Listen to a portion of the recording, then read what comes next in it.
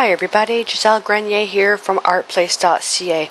Well, it's still really hot outside, so I'm going to be indoors creating some art today. Now, what I thought I'd do today is I have this infatuation with circles and transparent images and a few of my favorite things in life, music, nature, a good bottle of wine, Joe by my side, sitting out in the backyard and just, having a really nice quiet time together. And what I also love doing is that when I have nice moments like that, when I'm laying in, I'm going to bed at night and you kind of go through all the stresses of the day and you just kind of wish you could just slumber off into a really nice sleep and have a beautiful dream.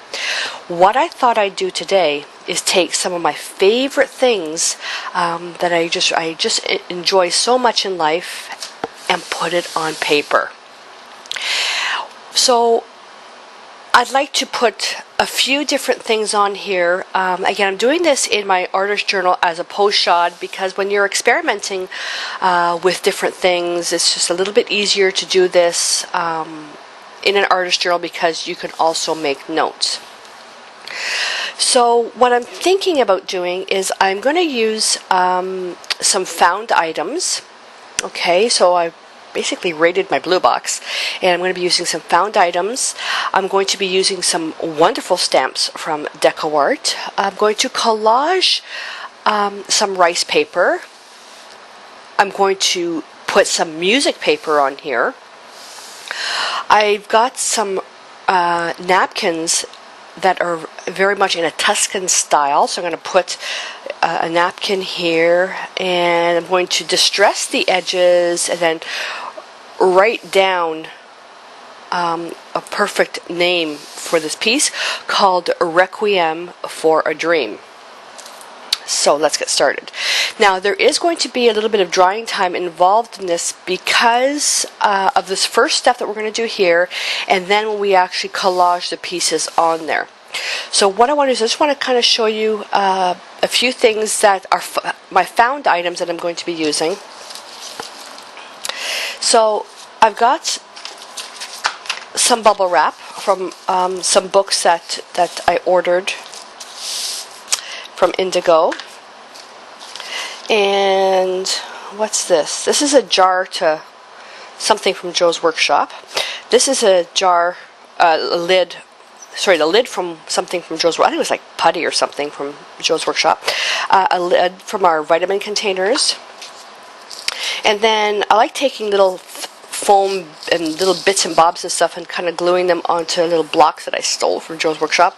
This is a foam circle from some CD cases or things of CDs that Joe uses to make backups of stuff from his computer, so I glued that on there.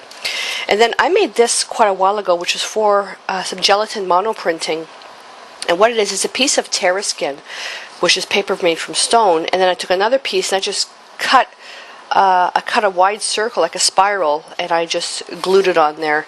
And although this is kind of pretty as a piece of art by itself, but I want to use this as a found stamp. So I'll put those aside. You can really use anything you want, but can you tell I like circles? I don't know why. I think it's because what goes around comes around. If you do good in the world, then you'll be repaid back in good. I don't know. I don't know. I'm going to put that aside. And I also have this beautiful rice paper. Now I'm going to lift it up a bit. It's semi-transparent. You've got some nice holes in here. And I'm going to tear it to put a couple of pieces here. And it's not so much that the rice paper itself won't show up as much, but it'll add some texture. Then I have this beautiful napkin. I just love the colors. And I'm going to actually separate the napkins. And then when you separate them, you can still use these pieces. This is a 3-ply napkin. And you only want the top layer because it'll be very transparent once we put the decoupage medium on. Okay, so I'll put that aside. Now I'm going to be using just a few brushes, foam brush, sponge, oh, and a paper towel tube. Forgot that piece. Okay, so we're going to use that. And I've got, going to be using Traditions acrylics, the decoupage medium to glue this stuff down. I'm going to be using some paper effects. Now, the color that I'm going to be using, I won't know until after I finish, because it's the actual last step. And the color that I choose will be dependent on the actual contrast of the piece. And I'm going to have watercolor medium and glazing medium. And the bucket of water, baby wipes, paper towels, the typical things. And then all the stamps, or the stencils I should say. So let's get started. So the first thing that we're going to do is put this stuff aside. And I'm going to mix up the, oh, sorry about the glare there. That's the one thing when you work with a glass palette, you've got that awful glare. And I'm going to make up a mix of equal parts of burnt sienna and watercolor medium. And this is to create a very, very washy background, because I don't want to necessarily do it with just water, because it will be too thin. I want it to be more like watercolors. And I'll just mix that up with a palette knife. You really have to mix this stuff well. Now, watercolors reconstitute, and you can do the same thing with this. You can add other stuff to it, the blending and the extender and the blending medium. I'm doing it for the transparency, because burnt sienna is not as transparent as transparent red iron oxide, but transparent red iron oxide I want to save for part of the actual stamping process, or stenciling process. Alright, so I'm going to put this aside. And what I'm going to do is, using my large 3/4 inch flat brush, I'm going to just dip it in water just to dampen it. Never use synthetic brushes dry. And I'm just going to put that on there. Now, the paper that I'm using, I'm just going to spray this with a bit of water just to speed it up a bit. The paper that I'm using, it's 140-pound watercolor paper that's been primed with gesso. Now, you can see how rough I'm being with this. You want this rough. You want to see some parts very thin, some parts thick, more opaque, but you want it very, very thin. Thin and with lots of texture. And if you're working in an artist journal, you can put a piece of paper underneath to protect your other pages if you have art created. Myself, I kind of like when the paint seeps underneath. It just creates some additional interest. Now, while this is wet, okay, put that in water. That's the one thing though, when you use the watercolor medium with your acrylics, you don't have to put the brush in water so fast. While this is wet, I'm going to take the bubble wrap and put it on top and just push. Oh, I got my hand in there. And that'll just remove a little bit of paint there, creating a nice little image. This smudge I'm not going to worry about. And I'm going to take one of the stamps. Okay, this is the 5-inch numerical, I keep calling it a stamp, 5-inch numerical stencil, decor stencil. I'll have all the supplies at the end of the video. I'm going to put this on here with a baby wipe.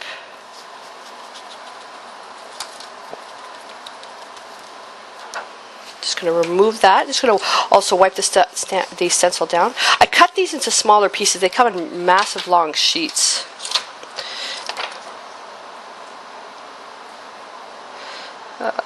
Right here. And I'm not holding the stencil down too heavy.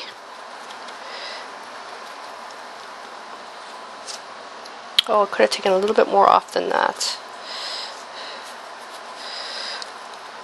It's going to be very, very transparent in the background anyways, so I don't need to worry too much about it. And then the 3, which is like a countdown. 3, 2, 1.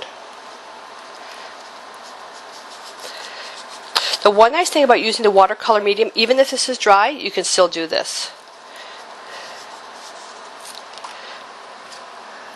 Not quite enough.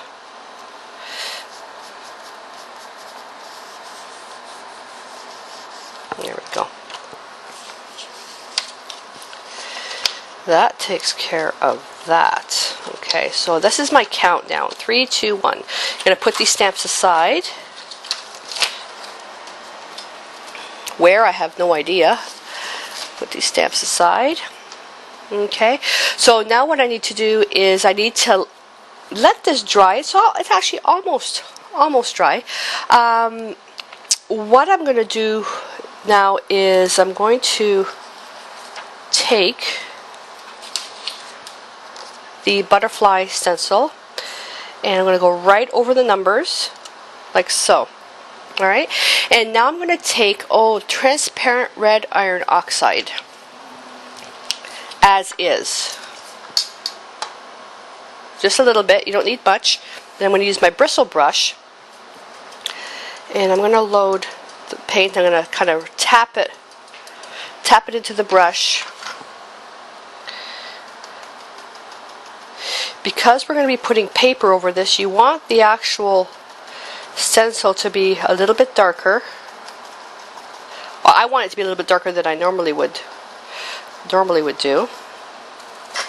I would usually even tap it off on a paper towel, not this time. I love butterflies. It's been a while since I've seen some butterflies, but this year I saw a few.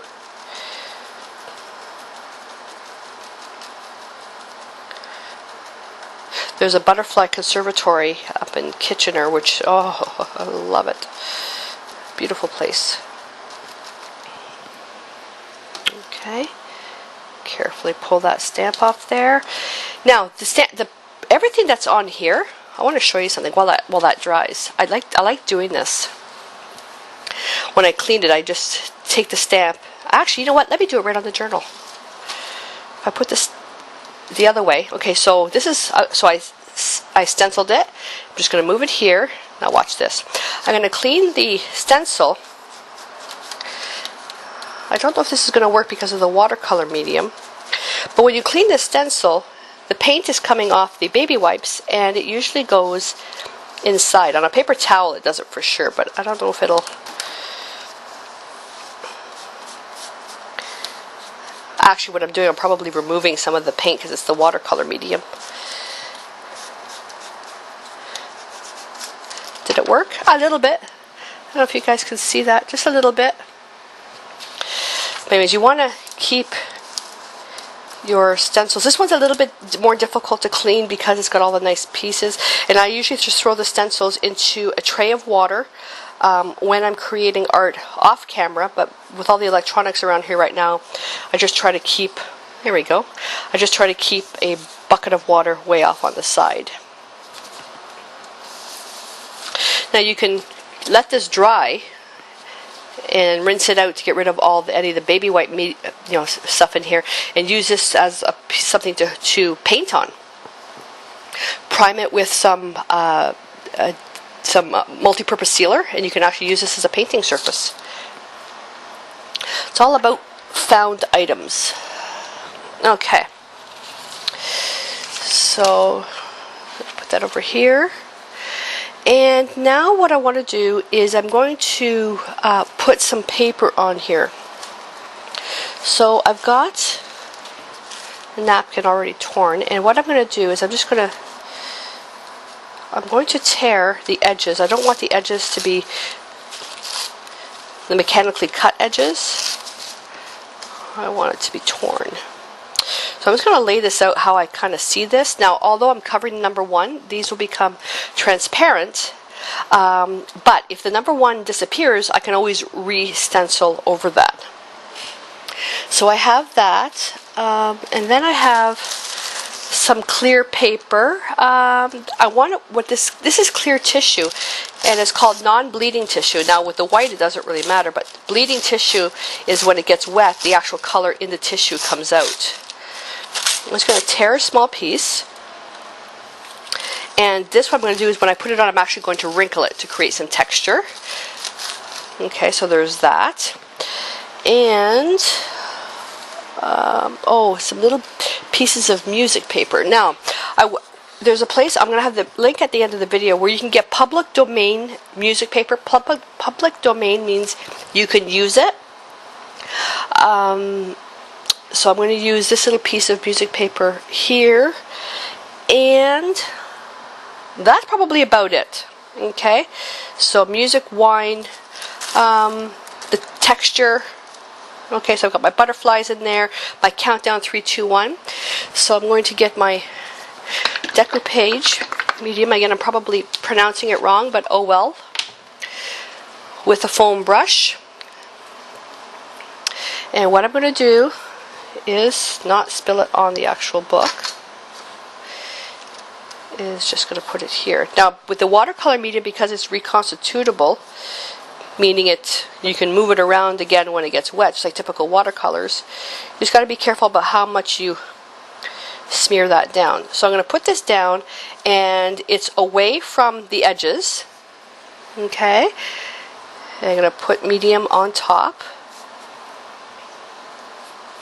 I've done this as well with just regular mediums.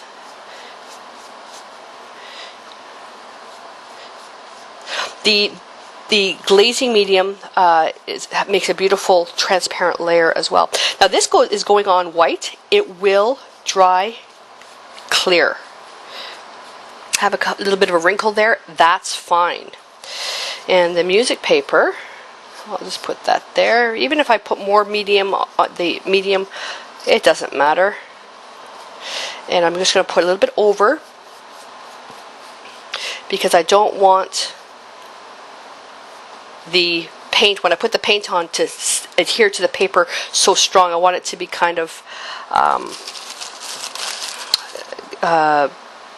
where when you put the medium on top, the paint won't sink into the paper. You can actually wipe it off.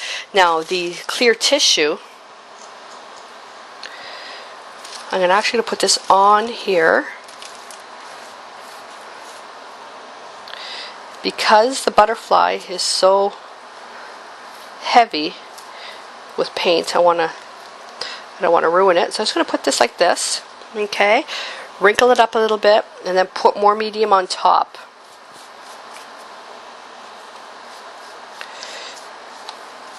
Allow it to wrinkle. Really push on the paper to create a seal, especially on the edges. What I've done sometimes, depending on what I'm working on, I'll put a piece of wax paper on there, and I'll use a scraper, and I'll scrape to burnish the medium. And I'm going back and forth to wrinkle. I tore a little piece here, which is, oh, that's actually quite pretty. Tear a little piece of the paper to allow some of the butterfly to show through. Again, this will dry clear. And I'll just take a little bit of this medium, clean my brush. I'll just kind of put it around everywhere. I'm not going to, not everywhere, just little pieces around. Make sure I've got everything kind of, the edges. Okay, now what we need to do, this we have to let dry. And then when this is finished, then we're going to come in and we're going to put a wash of paint over the whole thing, and then we're going to distress the edges with some quinacridone burnt orange, and then we'll build on top of this. Okay, so you can see how well this looks now that the medium has dried. This is still a little bit wet. You can still see a little bit of the white, but you can see that the number is almost showing through, but not quite enough. So I'm going to re-stencil that after. So right now I've got two things to do. I'm going to put my wash over this and distress the edges. While that dries, I'm going to do a stamp on some of the rice paper. So I'm going to take the let's see, let me take quinacridone burnt orange. Where is that? Quinacridone burnt orange.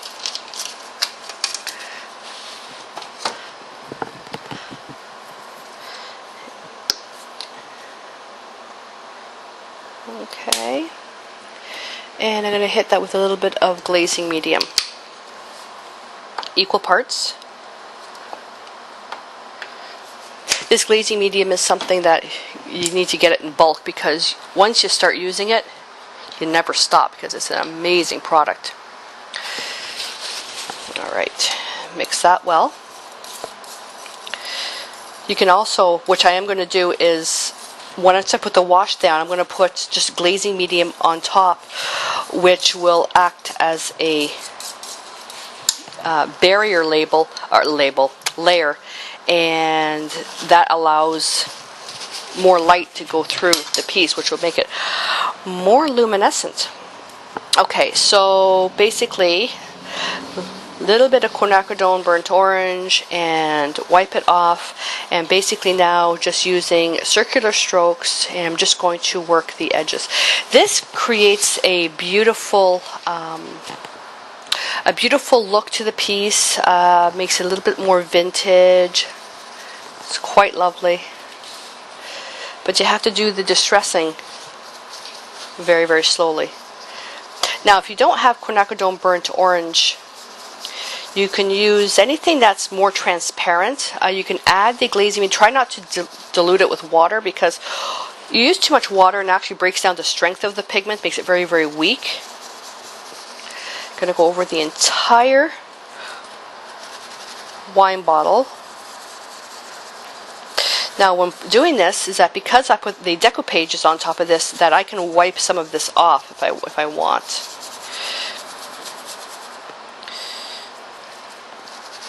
Every time my brush leaves the camera view, I'm reloading it and tapping it on my paper towel.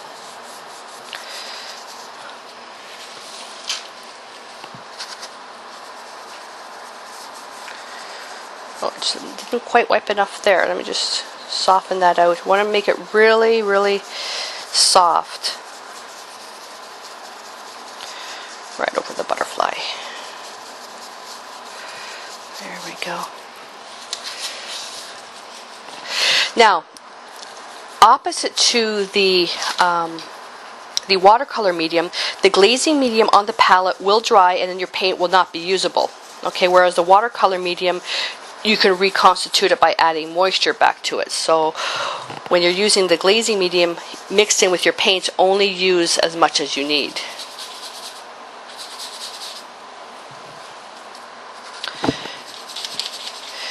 And you don't want to do this part with a synthetic brush, because you'll ruin the brush. Bristle brush is the best. These brushes are just workhorses. Okay, and now a little bit over the paper, wipe that off. So you can see here the smudge. So there wasn't any medium on here, that decoupage medium, there wasn't any here. So you can see how it just stuck to the paper, which is fine. I just didn't want everything to stick to it. There we go, put a little bit more there. So now what we have is we have the whole piece kind of framed with the burnt orange, quinacridone burnt orange. You don't need a lot of this. It's very, very intense. Okay, I am going to put a little bit more on the wine bottle though. There we are. Okay, let that dry. Now, while that's drying, I'm going to put that aside, and I'm going to grab some rice paper. And what I'm going to do is I'm going to tear a small piece, not very big. It's very, very, I guess you call it fibrous. There's a lot of fibers in that. And I just want a small piece right about here. I can even leave those little stringy strands there. Okay, I like that. Alright. So with that there, what I'm going to do, take a little bit more of the decoupage, just a little bit, just a tiny, tiny, tiny, tiny bit. I'm just going to put a little bit here, very, very thin layer. I'm not going to put any on top because we're going to re-stencil that number one. I'm just going to seal the edges down.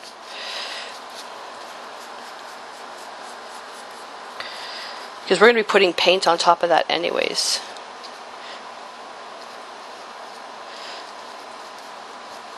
Just want to seal those edges. So once we stamp over that, then we can seal it. Okay.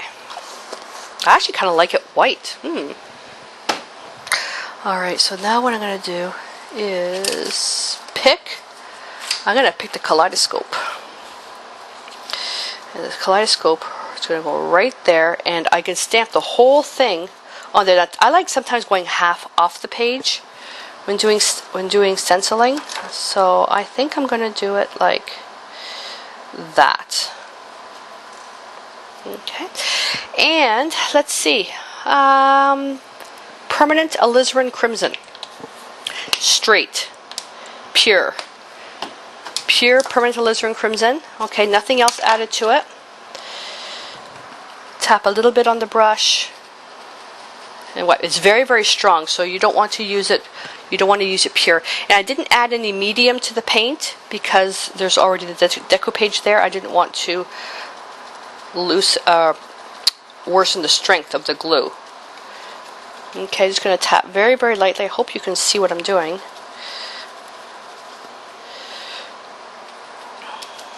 You know, it's only 9:30 in the morning, and it's already in the mid-30s with temperatures. Can you believe that? We're just in the beginning of July. Oh, and I'm happy to share that, although some of you may be watching this video, years down the road, my son's he's a military firefighter, and he's being deployed on Sunday, and Chaos is coming back home. Yay for my allergies. I also get to drive his Mustang. Yeah, I was going into storage, so I get to drive it. So this won't make any sense to you if you guys are watching this video years down the road. There we go. You'll just have to follow my blog for my experiences with kitty cat. There we go. Oh, lovely. Now the paper came up just a little bit here, just a smidgen. So I'm going to... Oh, I put the foam brush in the water. I shouldn't have done that. I'm just going to push down. Try to push that paper back. It just stuck a little bit. There we go. Okay. So that's that one. Oh, and have to clean it right away. Don't wait to clean your stamps or your... Okay, when I keep saying stamps, I mean stencils. Try not to wait too long to clean them. So remember I was showing you before about doing this, what would happen is that when you lift this up, you get that pattern. Look at that. I have a whole bunch of videos on my website called Art Experiments Gone Wrong and Right. And I love experimenting, especially by combining mediums and that, because the paint police isn't allowed in my studio. So I do a lot of experimenting with art, and I tell you, you'll never run out of ideas when you've got a company like DecoArt constantly coming up with all these new products and mediums to make your art even better. The artist makes the art, but the products just make it easier. Okay, so we have that. Now I'm going to let this dry just for a little bit, and then when we come back, we'll do a little bit more stenciling.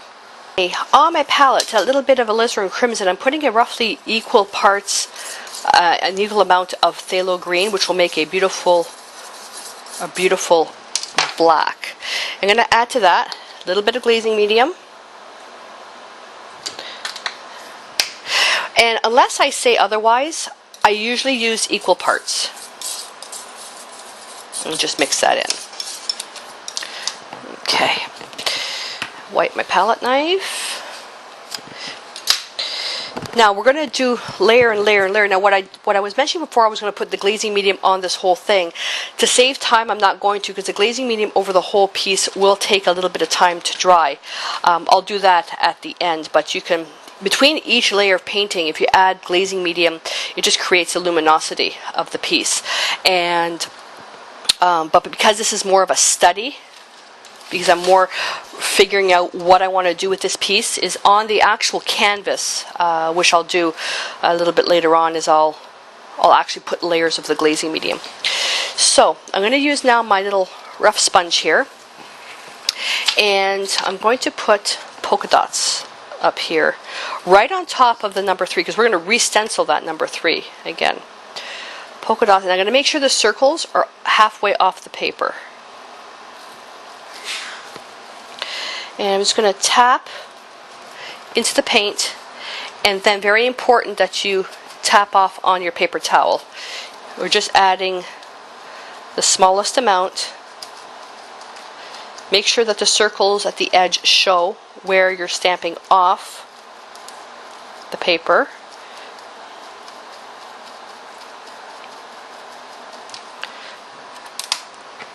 Okay, and then immediately, and I know it's kind of cumbersome, immediately clean off your stencil. My stencils are dirty, I'm not going to lie to you, but you just want to just wipe them down a little bit. Okay, that's going to go on the side. And now I'm going to take my number stencils, and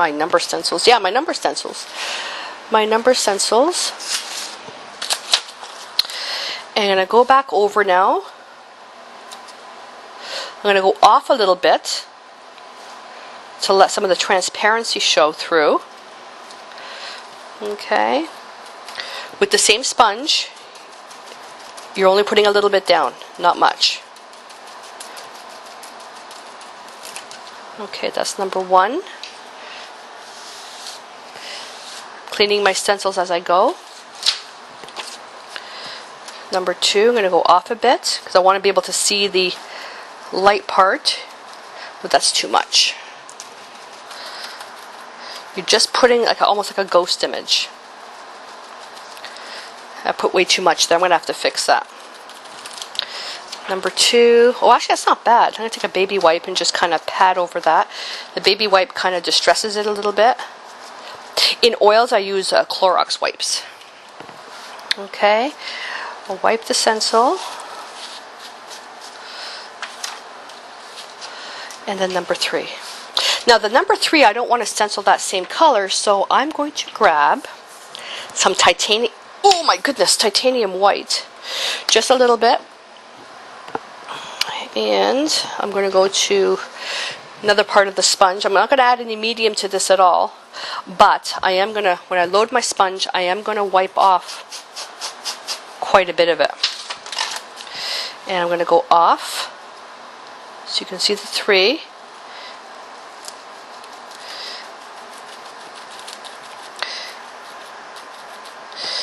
Make it a little bit heavier because I can always wipe it off with the baby wipe. I'm not really wiping it off, I'm kind of distressing it.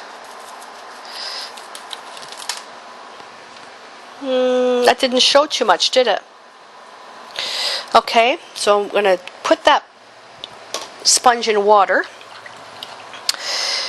Okay, so there's an experiment that didn't quite work out the way I thought. It's because there's not enough contrast. So, what's a good contrast? I'll leave the white there. What's a good contrasting color to green? Ooh, alizarin crimson. So, I'm going to take that sponge and I'm just going to wring it out in the water. And I got a little bit of the green in there. I don't care. Actually, let's go into the quinacridone burnt orange and let's see what that looks like. I'm going to go right on top of where the white was. Oh yeah, that's better. Quinacridone burnt orange. Much better. There we are. You just want it just slightly visible. Now, you know where that number 1 is? Now, for the contrast, if we were to take the number 1 and go back over it and even go off a little bit more, take the number 1 right to the edge, now go into the white, just to show you the difference with the contrast. And then we're going to wipe some off. Here we go. Oh, I don't think I want to wipe any of that off. Nope, not going to wipe any of that off. But you could just kind of pad just to kind of make the finish uneven. Not wipe.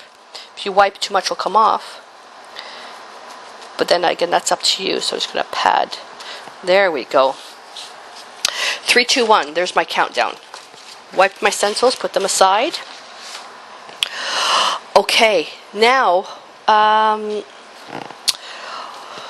this is where now I have to actually stencil the letters Requiem for a Dream on top of this, and we have to make that really, really high contrast. So I'm going to use probably let's see, I'm going to use the equal parts of alizarin crimson and phthalo green. Now this one here is actually more green. I'm going to make it more black, and then when I stencil that, then I'm going to go over it with paper accents to add some glam to it. I changed my mind. Phthalo blue and alizarin crimson is what I'm going to use.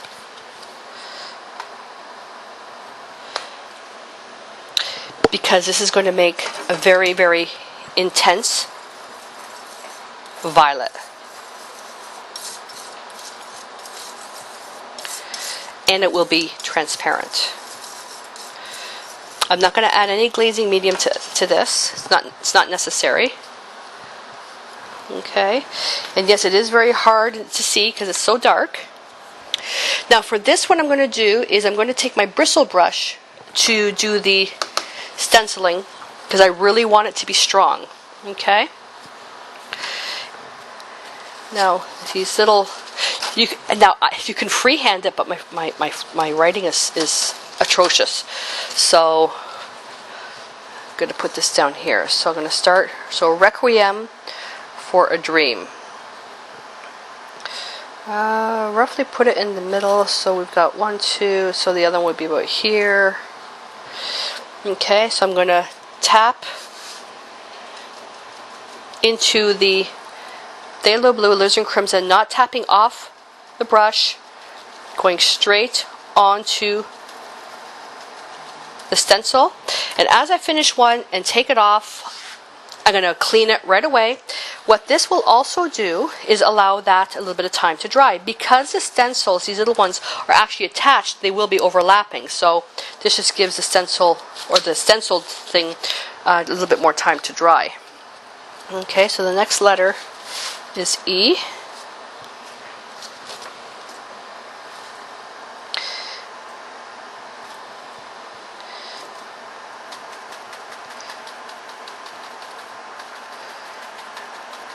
And some letters will have more paint, some will have less paint. Okay.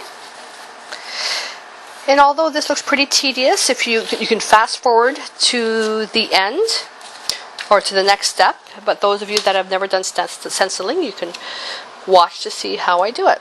I don't like to edit out stuff out of the videos because that's why my videos are typically longer than normal. I like to show all detail, especially for people who are new to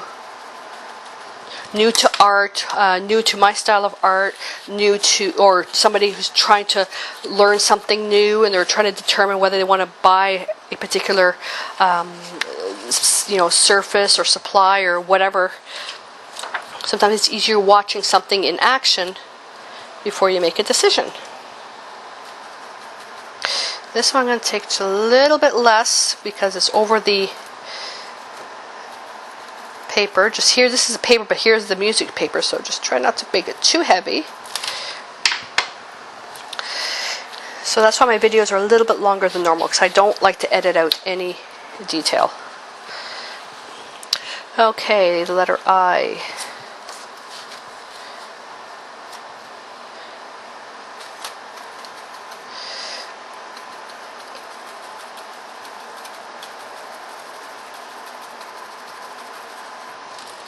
Okay.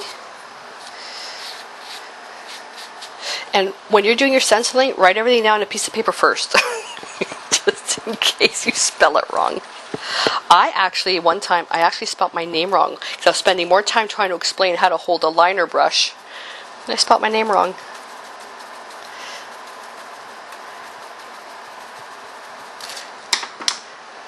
Okay.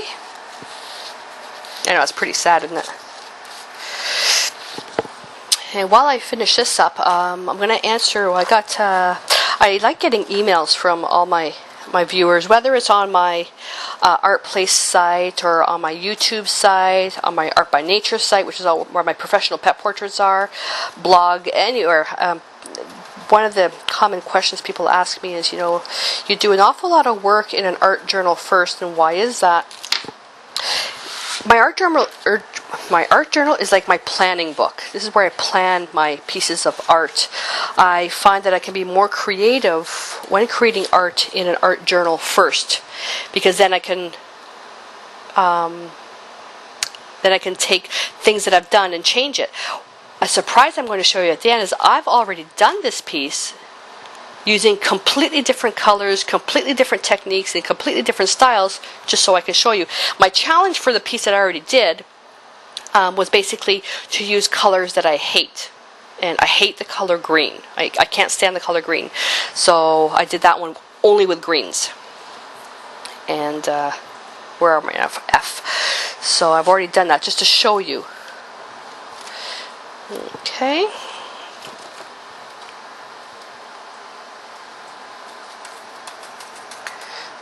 Pick up a bit more paint there.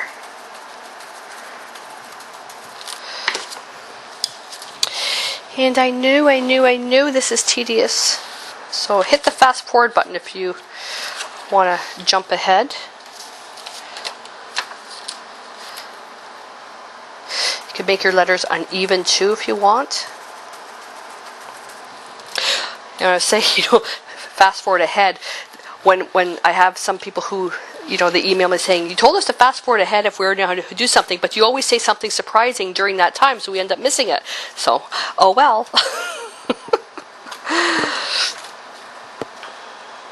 There we go. Another email that I get quite frequently is when I'm creating my art, aren't I afraid that I'm going to do something wrong?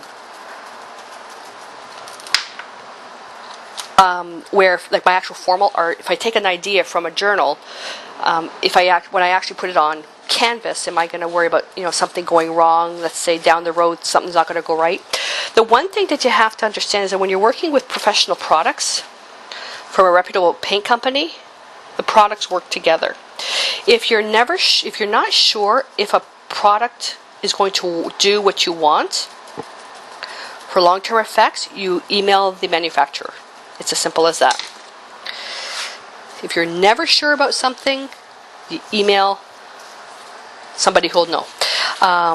When it comes to techniques and that, I always get emails from somebody saying, oh, I saw your technique and really liked it, but I'm having a little bit of trouble doing this, and I'll give them a hand. When it comes to saying, I did this with the product, this, and this, I always say, well, if there's any way that you can take a little video, replicate it, do a little video, and then you send it to the paint manufacturer. I mean, that is the best thing. That way they can see exactly what you're doing, and they can help you even more. Same thing with lessons. If I do private art lessons online, which is the most popular way, because the people are all over the world, if they say, well, I tried to do this technique but it didn't work, I'll say, you know what, you got to go put on your webcam so I can see how you're doing it. And 9 out of 10 times it solves the problem. There we go. Alrighty, we're almost done.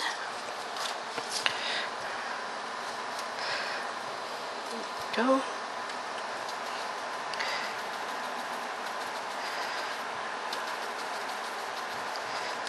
Another email I get is people. Actually, I should print out these emails and just read them. People ask me that, okay, because I use professional acrylics, so I use the Traditions acrylics. They can't find it. Well, you can go to decoart.com. Everything's at the end of the video where you can actually find people that carry it. But at the same time, there are some people that use the Americana products, which is a very, very high-end paint that's not professional paints where the pigments are listed, opacities and all that stuff, where the Americana paint is more of a crafting paint. It's a very, very high-end crafting paint. You know, saying, well, can I do your techniques using the Americana paint? You sure can. You sure can. And what's even better is that on the Deco Art website, if you go into, I think, somewhere, it's right on the website, you can get conversion charts to convert the Traditions colors I'm using into Americana colors. For this particular project, you just use what you like, okay? But when it comes to, let's say if I'm doing a pet portrait and I say, okay, you have to use, you know, burnt sienna for the eye, you really can't use something else. I mean, you can use burnt umber in that, but you would just look up that conversion. There we go, Requiem for a Dream. Now, the last thing that we need to do is I'm just going to go over the lettering with the paper accents. I'm going to give this a second to dry, and then I'll finish this piece off. Alright, so one of the things that you can do is, if you're following this project along and you want to do it the same way, you can actually leave it the way it is, or you can embellish it with the paper effects, or you can build additional layers if you want. That's completely up to you. So what I'm going to do is I'm going to do a little bit of stamping. Now, I've got my found items here, and I'm looking, I may not be able to use them all, but I'll have to see what I can use. So I want to use this thing here, and with that, I'm not going to use anything dark. I'm going to use everything light. So I'm going to take the original color that I did the wash on, which was the burnt sienna and the watercolor medium, and I'm just going to brush that over, not completely cover the little foam bit here. Just stamp that like that, okay, and just put it aside. I can take this, and this I can do with let's see, the white. I just roll it into the white. I don't like to waste paint, okay, and I can put it right there, and I'll put 3 there. I'll even put 1 overlapping the letters, and I'll just do that until the paint is gone. And let's see, I can take a bigger circle, okay, dip it into a different color. I mean, you don't have to do that. You can if you want. I'm going to go right over a letter. This is a little too big, so I'm not going to use that. Now, this one here, I absolutely love using this one. I'm going to take again that burnt sienna with the watercolor medium, the very, very first one, and I'm just going to lightly paint over that. This is going to be almost invisible, but it will just give you just a hint of color. And I love this one when I'm doing the gelatin monoprinting. I'll have to show you guys that sometime. And I'm going to go, where am I going to put this? I'll put this one right here like that.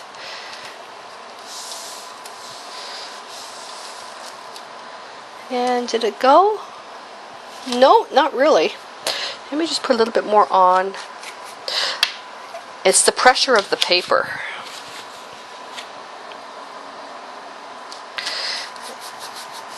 I typically use a brayer for this. When you're working with a something hard like this, you're not getting the pressure on there because this is hard. For the gelatin monoprinting, this is perfect. But typically a foam stamp, because you can actually push right into that. There we go, this one worked. You can push right into it. Let's just put that aside. And we have a little bit of an effect there. Okay, that's it for, oh, you know what, I'm going to take this one and see if I have anything left out of that. I'm going to take a little bit of quinacridone burnt orange. And it only got on half the stamp. There we go. It makes it uniform. Now, you can also restamp the numbers on top of this. I'm not going to bother now. Now what I'm going to do is do my lettering. I have to determine what's going to be a nice color, and I like using vintage gold, but I think what I'm going to do is I'm going to use the metallic copper, and I'm going to get right in there. Oh, let me just reach this. And I'm just going to squeeze. I've already shaken it. I'm going to squeeze.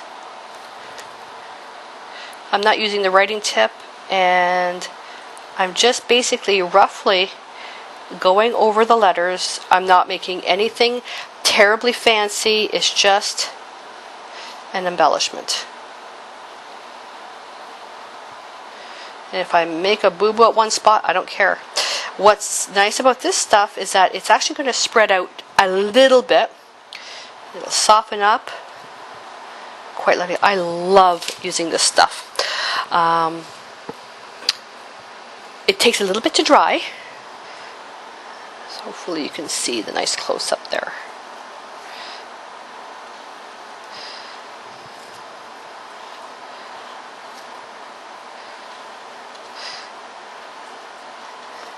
I'm going to go right over that. Okay.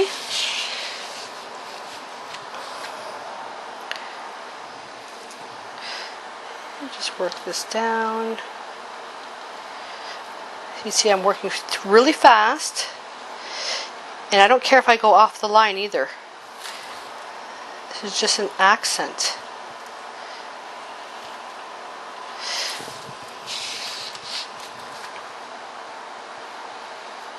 And you'll notice too, this isn't terribly high contrasting, the colors, because in my dreams, things in my good dreams are not high contrasting. Everything is soft and blended together. That's the good dreams. When I have the bad dreams, that's a different story.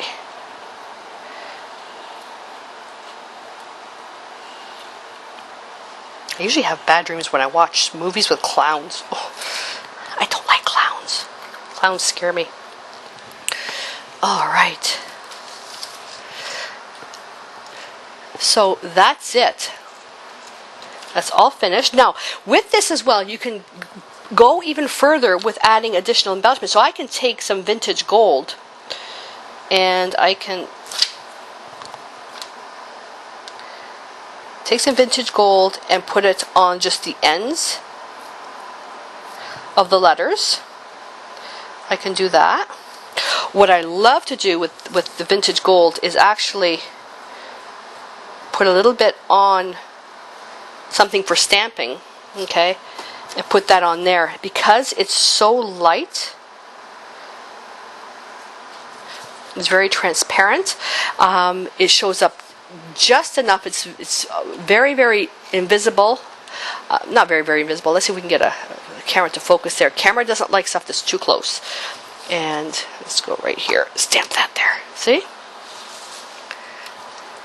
Put another one there. Put another one there. Okay.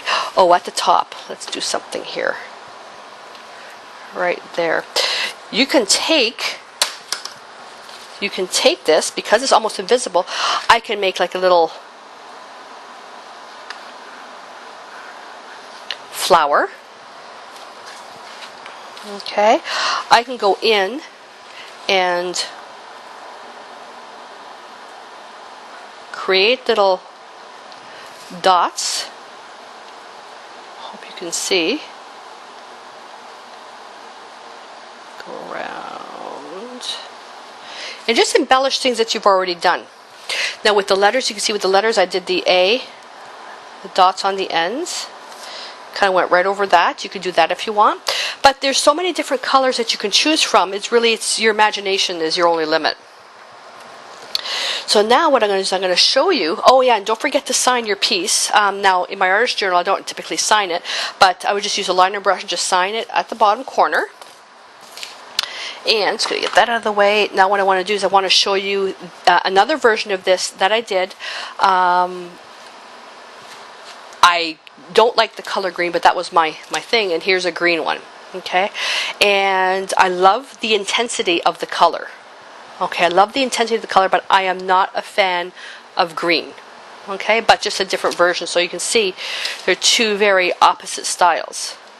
I love the vintage look of stuff, and I've got the green one.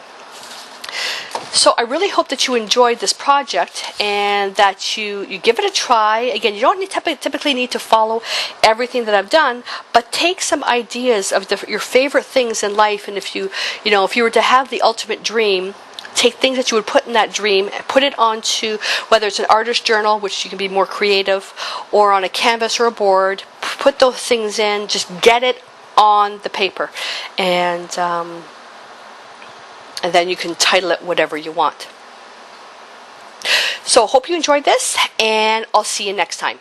Stay inspired.